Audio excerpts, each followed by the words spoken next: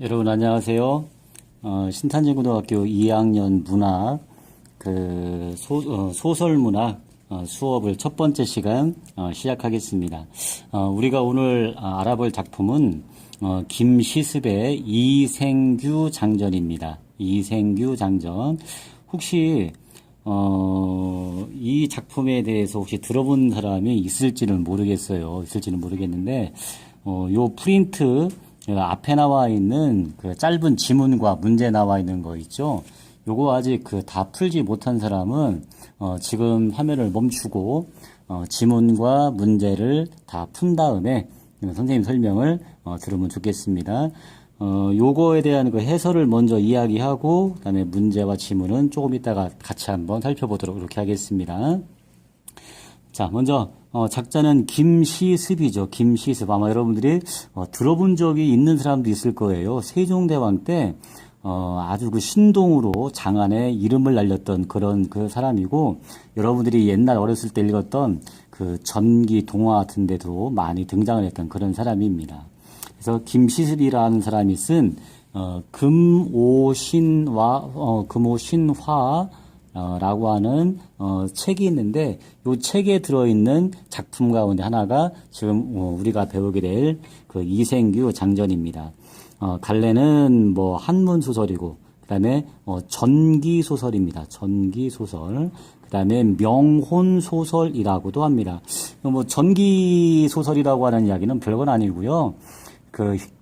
현실에서 일어나기 어려운 그러한 일들, 약간 좀 비현실적인 요소들을 담은 그런 것들을 우리가 전기성이 있다라고 얘기를 하는데, 그런 성향을 지닌 소설을 우리가 전기소설 이렇게 이야기를 합니다. 그 다음에 명혼소설이라고 하는 것은 죽은 영혼과의 어떤 그 사랑 이야기를 다룬 그런 화소가 들어있으면은 우리가 명혼소설이라고 합니다. 여러분이 앞에 지문에서 읽어봐서 알겠지만은 이 작품에 나오는 여자 주인공은 죽은 뒤에 귀신이 되어서 산 사람인 이생과의 사랑을 나누는 그런 이야기로 되어 있죠. 네, 그런 차원에서 명혼소설이라고 합니다. 또 같은 이유에서 성격을 전기적이라고 할 수 있고, 또 환상적, 어떤 그 죽음의 세계를 넘나든다 그런 면에서 환상적이겠죠. 그 다음에 낭만적이고, 비극적이다. 이렇게 말할 수 있다라는 겁니다. 배경 보시면 되겠고요. 그 다음에 이제 이 작품의 특징은, 개인과 세계 사이의 갈등이 드러난다라고 하는 겁니다.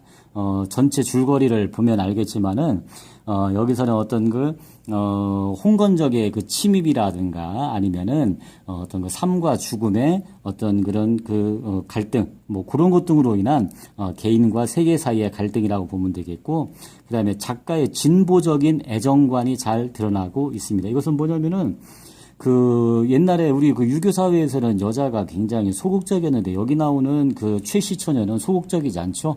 그런 차원에서 매우 진보적인 애정관이 드러나 있다라는 거. 그 다음에 3번, 4번 읽어보면 되고요. 5번 전기성 또 나오네요. 그죠? 아까 우리가 이야기했던 거 비현실적인 요소가 들어있는 그런 이야기다라는 점. 그 다음에 6번에 초월적인 세계를 바탕으로 해서 현실을 부정하는 시각이 드러나 있다. 요거는 우리가 조금 더 한번 생각을 해볼 만한 문제인데, 우리가 이야기했던 작가 김시습이라고 하는 사람은 그렇게 어렸을 때 신동으로 많은 사람들의 어떤 기대를 한몸에 받았지만은 우리가 잘 알고 있는 세조가 자기 조카 단종의 어떤 왕위를 뺏고 자기가 대신 왕이 되죠. 그 일이 있은 뒤 김시습은 나라에서 주는 어떠한 벼슬도 받지 않고자 하고, 그래서 이제 어떤 과거를 보지도 않고 자연 속으로 이제 떠들게 됩니다. 그런 상황 속에서 세조왕이 다스리고 있는 정치 현실을 부정하는 그런 어떤 작가의 의식이 이 작품 안에도 들어가 있다. 이렇게 우리가 생각해 볼 수 있다는 겁니다.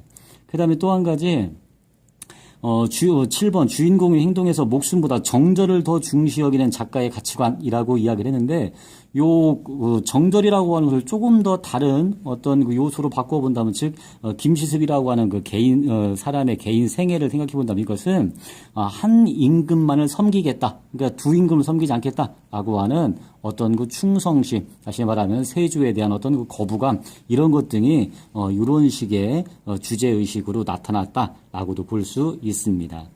제재는 남녀 간의 사랑, 주제는 죽음을 초월한 남녀 간의 지극한 사랑 뭐 이런 정도로 확인을 해보면 되겠습니다. 자, 넘어갑니다. 2번 작품의 구성. 이 이생규장전은 전반부와 후반부로 크게 나눌 수 있는데 전반부는 살아있는 남녀 간의 사랑이라고 한다면 후반부는 산 남자와 죽은 여자의 사랑. 그래서 아까 무슨 소설? 명혼 소설이라고 할 수 있다는 겁니다. 소설의 전반부에서는 주인공은 이제 힘겹게 사랑을 성취해가는 과정을 보여주는데 여기에서 효라고 하는 그 전통적인 도덕 규범, 그 다음에 또 어떤 그 이것과 개인 간의 사랑, 이것이 어떤 그 갈등하는 대치가 되는 그런 모습을 보이기도 한다. 하지만 아까 말한 것처럼 그 최시천의 어떤 그 적극적인 그런 성격으로 인해서 이러한 그 갈등은 해결이 되죠. 자, 그 다음에 이제 밑에서부터 네 번째 줄이요. 네 번째 줄. 자, 작품의 구성은 서사문학의 전통적인 방식으로 시간적 순서에 따라서 이야기가 진행이 되는데, 세 차례의 만남과 실현, 그리고 이별이 거듭되고 있는, 복합 구성의 양상을 보인다라고 하는 겁니다. 줄거리에서 보면 알겠지만은, 여기에서 이 이생과 그 다음에 최시처녀는 총 3번의 만남을 갖고 또 총 3번의 이별을 겪게 되지요. 첫 번째로는 어떤 그 이생과 그 최시처녀의 첫 번째 만남. 여기서 부모들의 반대로 이들의 결혼이 이루어지지 않지만 최시처녀의 적극성으로 인해서 이제 이들의 결혼이 이루어지죠.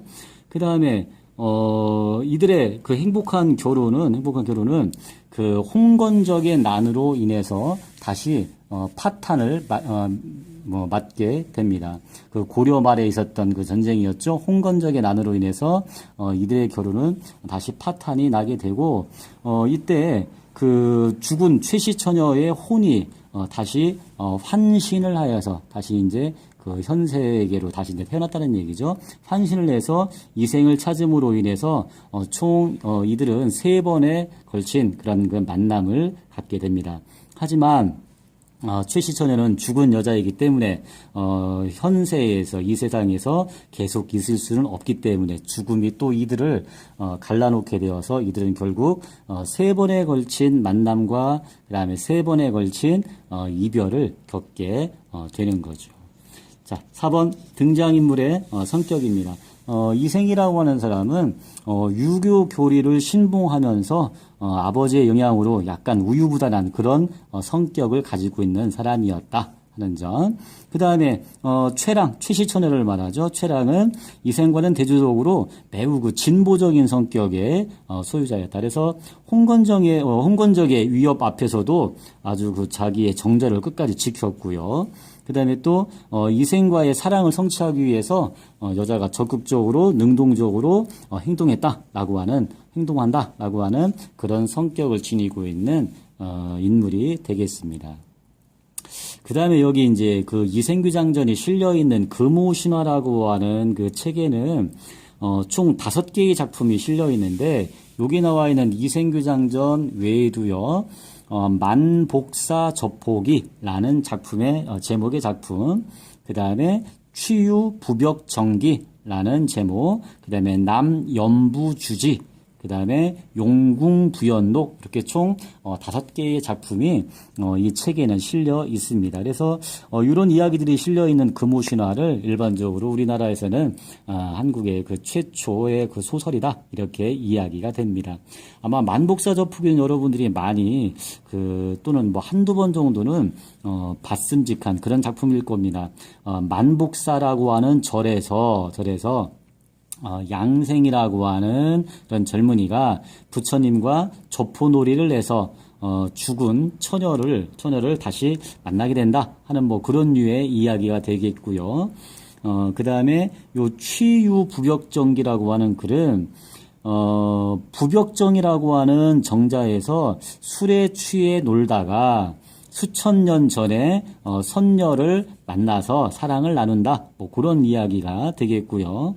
그 다음에 남연부주지는 연부, 다시 말하면은 저승의 세계를 말하는 거죠. 저승의 세계에 갔다 왔다 라고 하는 뭐 그런 류의 이야기고, 그 다음에 용궁부연록은 말 그대로 용궁에 다녀온다는 뭐 그런 내용의 이야기들인데, 이 작품들에는 어떤 그 벼슬살이를 하지 못했던 김시습의 어떤 그 사상, 그런 것 등이 잘 드러나 있는 그런 작품들이 되겠습니다. 이 중에서 문학성이 가장 뛰어난 것은 아무래도 첫 번째겠죠. 만복사 저폭. 이거로는 여러분들이 따로 한번 꼭 공부를 해볼 수 있는 기회를 갖기를 바라겠습니다. 자, 그러면은 앞페이지에 나와 있던 문제, 그 다음에 지문 간단하게 한번 같이 보도록 하겠습니다. 자, 요게 조금 오래된 그 문제이긴 한데, 자그마치 2001년 대입시험에 그 수능시험에 나왔던 그런 문제를 지금 가져왔는데, 어떻게 보면 조금 그 너무 오래된 문제라 좀 낯설긴 하지만 약간 좀 어색하긴 하지만, 어차피 고전이라고 하는 그 장르는 변할 수 없는 거고, 그 다음에 또 한 번 나왔던 작품도 요즘에는 계속 재출제가 되고 있는 그런 중이니까, 우리가 좀 눈여겨볼 필요가 있습니다. 자, 나머지는 여러분들 쭉 보면은 되겠고요. 요게 한번 볼까요? 여기 빨간 그 중력 부분 위에. 자, 지금 이겁니다. 밤중이 거의 되자 달빛이 그 비추고 낭하에는 발자국 소리가 들려왔는데 그 소리는 먼 데서 차차 가까이 다가왔다. 살펴보니 사랑하는 최 씨가 거기에 있었다. 이생은 그녀가 이미 이승이 없는 사람임을 알고 있었지만은 너무나 사랑하는 마음에 반가움이 앞서서 의심도 하지 않았다. 바로 아까 우리가 이야기했던 거, 죽은 여자와 그 다음에 산 이생이 다시 만나는 그런 장면이죠. 명운 소설적인 요소가 잘 드러나 있는 부분이고, 바로 이들이 다시 만나게 되는 두 번째 만남에 해당이 되겠습니다. 자, 지문 쭉 이어지는데, 아마 여러분들이 이 작품보다 약간 좀 낯설게 생각했던 것이 바로 이 부분일 거예요, 아마. 소설에서 갑자기 시가 나오게 되어서, 뭐 소설이 뭐 이래? 이렇게 생각할 수 있는데, 옛날 고전 소설은 이런 특징을 사실은 좀 많이 가지고 있었거든요. 여기 시에서는 주로 여기서 그 시에 그 소설에 삽입되는 시는 어떤 기능을 하냐면은 인물의 정서, 감정 이런 것 등을 심화시켜서 어떤 표현하는 그런 역할을 합니다. 그래서 여기에서 보면은 지금 상황이 어떤 상황이냐면은 이제 귀신이 된 최씨처녀가 잠시 인간 세상에 머물면서 어떤 그 이생과 사랑을 나누다가 마지막으로 떠나야 되는 그런 장면이기 때문에 이때 당연히 최씨처녀에게 두는 그 감정은 뭐 슬픔, 서글픔 뭐 이런 걸 거 아니에요. 그런 것이 잘 나타나 있는 그런 식구입니다. 간단하게 한번 볼게요. 자, 도적대 밀려와서 온 세상이 싸움터인데 구슬꽃 흩어지고 원앙도 짝을 잃었네. 도적대는 아까 말한 홍건적을 말하겠지. 홍건적의 침입으로 인해서 전쟁터가 되었는데 결국에는 자기네들의 그 이생과 최씨전의 이별을 지금 이렇게 표현한 거네.